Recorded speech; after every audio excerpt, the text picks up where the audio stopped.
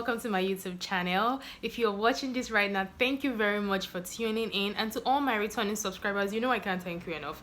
To the ones who are just joining for the very first time, you're welcome to my channel, and I do hope that before the end of this video you'd see several reasons to subscribe to my channel. Also, don't forget to like, share, and most importantly, turn on your post notification bell so when there is a new video on the channel you will be notified of it. With that being said, I've got something really interesting I'd like to share with y'all. As long as you have been in a genuine relationship, you have been very genuine towards somebody's son, towards somebody's daughter, you probably have been doing it but you didn't know there was a name for it. I mean, that's why I'm here to tell you a lot of things, you know. I'm right here to tell you that there is a name for it. The 5 love languages is our topic for today. Okay, I've always known this for a very long time, but I just got this, should I call it a revelation, that share this to the world, tell people about it. So I decided to talk about it today. Now, on a very serious note, before I delve properly into the topic for today, I'd like to state that the 5 love languages are not gender biased. In other words, it is not tilted in the direction of a particular gender to favor them.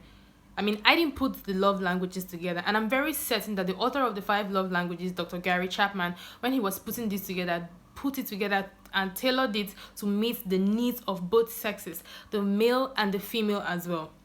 So please keep an open mind, and you're going to learn a thing or two from today's video.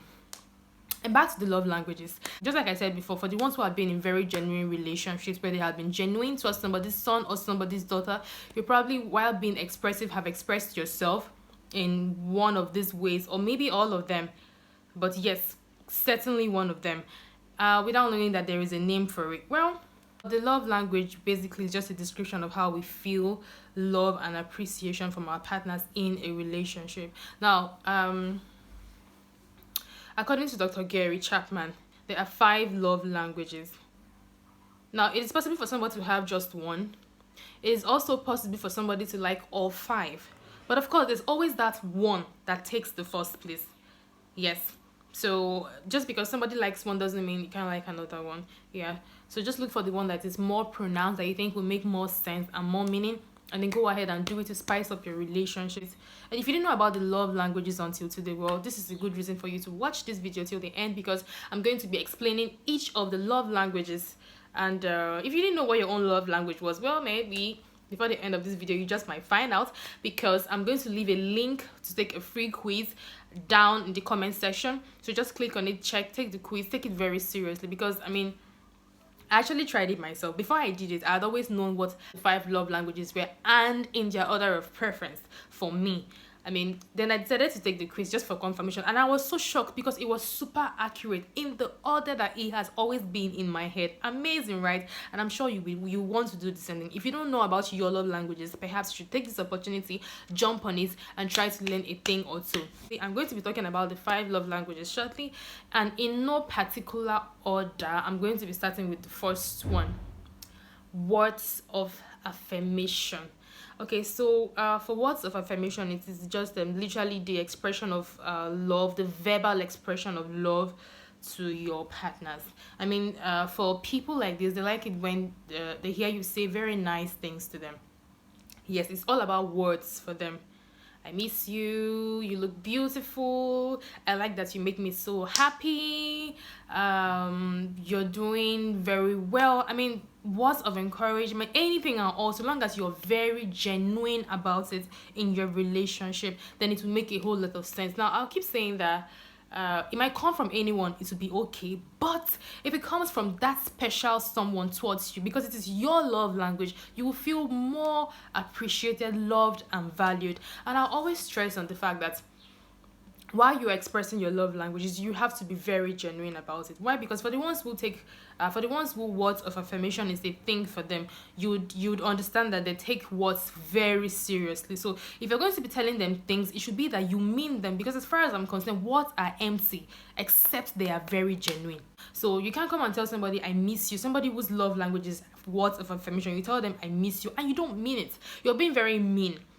Because considering that they're going to take it very seriously because it is their love language. Remember, I said love languages is a description of how you feel love and appreciation in a relationship. So if you're going to be telling somebody who takes words very seriously, because words of affirmation is a thing for them, you should be very honest, you should be very genuine with your words. They will feel more loved and appreciated.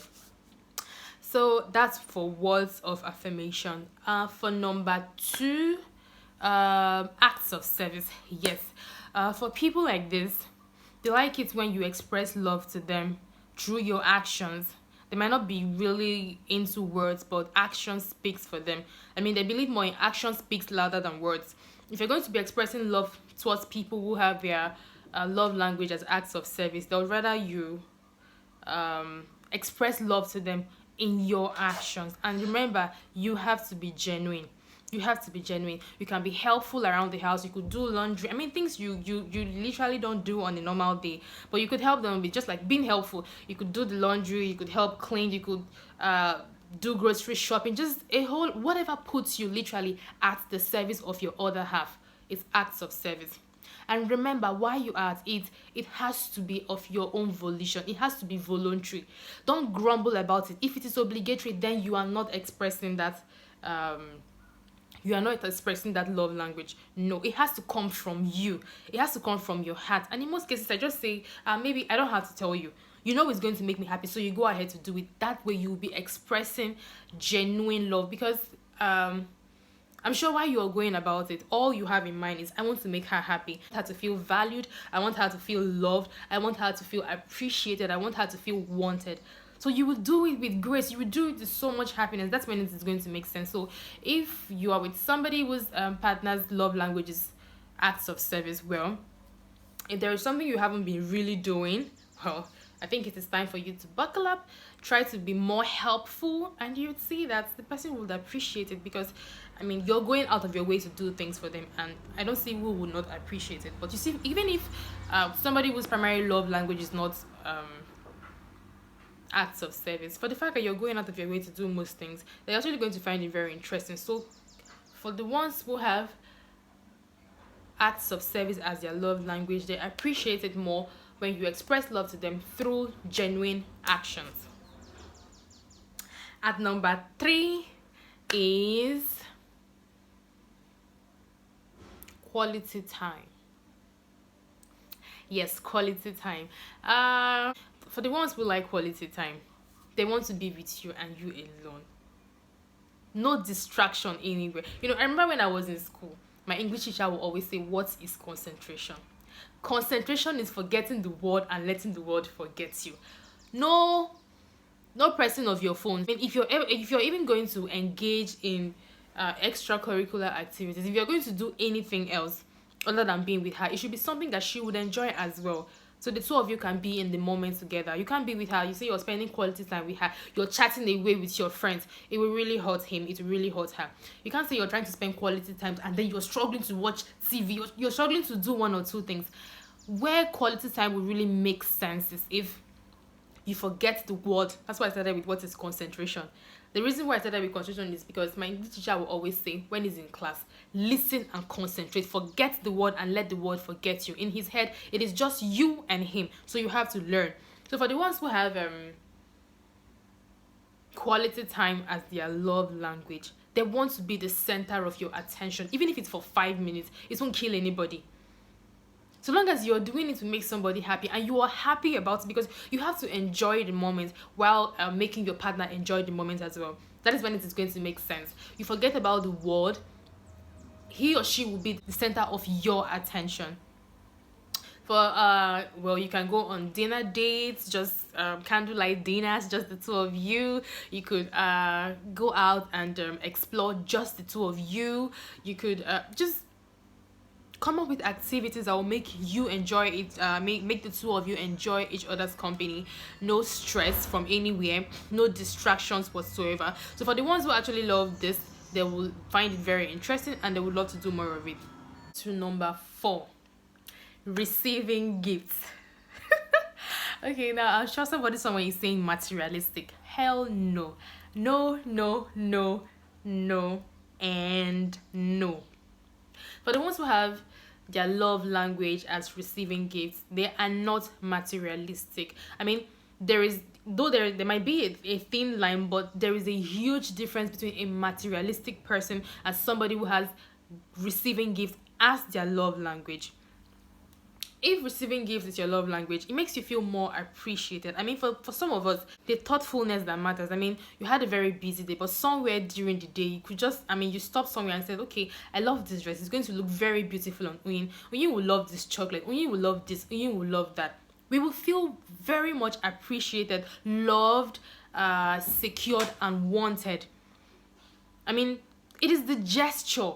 It is the genuineness, everything very honest about your expression towards us by giving us gifts that is really going to matter. I mean, we really don't care about the financial implication of what you're giving. Even if you give a pen, no matter how little it is, we don't see that. What we see is the action, the thoughtfulness. I mean, you had a very busy day, but then somewhere along the line, you thought about me and decided to get me a present. That is what counts for the people who love receiving gifts. So you see, there is a huge difference between somebody who is materialistic and somebody who likes receiving gifts as their primary love language. We attach a whole lot of emotions to receiving the gift, to the action behind it, no matter how tiny it is. We really don't care about the financial implication. So for the ones who love receiving gifts, perhaps you should get more gifts for them. And to the last one, number 5. So I've mentioned words of affirmation, acts of service, quality time, receiving gifts, and the last one is physical touch. Yes, anything at all that is going to encourage physical contact between you and your partner. It could be a hug, just anything, but physical contact nonetheless. I mean, this is where the very clingy and very touchy ones belong. You know, just like cats, they always like to touch their bodies against something or someone just to feel the person is there or something is there. Yes, for the ones who like physical touch, this is where they belong, and there is nothing wrong with that. The more physical touch, be hugs, just holding hands in public display of affection. Thank you. Public display of affection. For the ones who really love public display of affection, I'm sure this is where they belong. Yes, this is where they belong. I mean, when the public display of affection is not over the top. Whatever is going to encourage physical touch, they are all about it. And it makes them feel secured, it makes them feel loved, it makes them feel appreciated, it makes them feel wanted. I mean, whatever your love language is, at the end of the day, it makes you feel wanted, it makes you feel appreciated, it makes you feel secured, it makes you feel loved above all in a relationship. And let's say it creates a stronger bond. It helps with easy communication between both partners, because then we lead very different lives. Aside being in a relationship, we lead different lives. I mean, you do yours and I do mine, and then we have to meet at the middle. I need to understand you. You need to understand me. I need to express myself better towards you. You need to express yourself better towards me in the relationship. Now, it might turn out that how I see love is different from how someone else sees love. It could be that most certainly, your number one love language as a man is different from my own number one love language as a woman. That's why we exchange. I'll do what you like and you do what I like. It's not like I'm saying exchange, we are going to exchange. I know what you like, so I will make the extra effort to do it to make you happy. And of course, you will reciprocate. That's what being in a very genuine relationship is all about. Thank you very much for listening to me, and thank you very much if you're watching this right now. That means you actually took out time to follow the video till this point. Thank you very much. And if you're one of those that haven't really been paying attention to your partners to know what their love languages are, well, maybe it's time for you to take out time. If you don't want to ask them, you can try to be very observant and try any of this to see how they react to it. Maybe you will know what their love languages are. And this thing spice up relationships. Now, I am not a relationship expert, but I'm just saying because I have experienced it firsthand. I learned it somewhere and I know it works for certain. Maybe you should learn about this, read, try, know what your partner's love languages are, so you can express yourself better. Go the extra mile, make the effort to spice up your relationship. Add this to what you already know. Yes, add this to what you already know, especially in your daily communications with your partner. It just might help. And I also left a link to a free love language quiz, just in case you don't know what your own love language is. Please, I will advise you to take the quiz. Yes, take the quiz, click on the link, take the quiz. Maybe at the end of the day, you just might know what your love language is in their order of preference. Out of the 5, you might know what your love language is.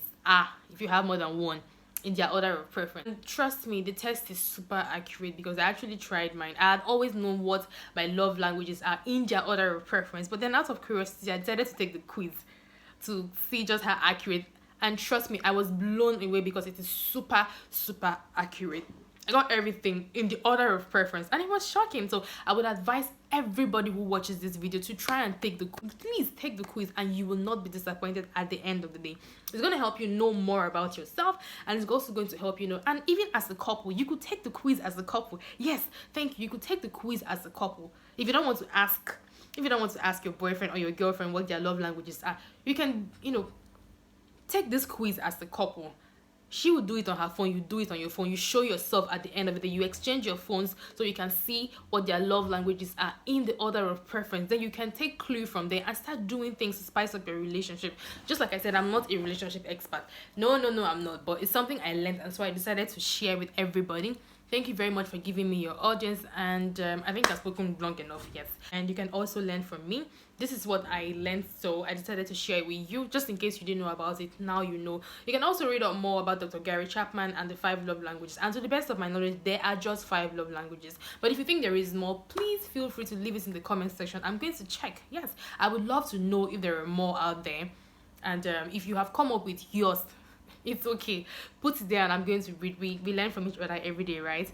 Who knows, you might turn out to be the one, or I might turn out to be the one for you. You have no idea. So help me to help you, help us both spice our relationship.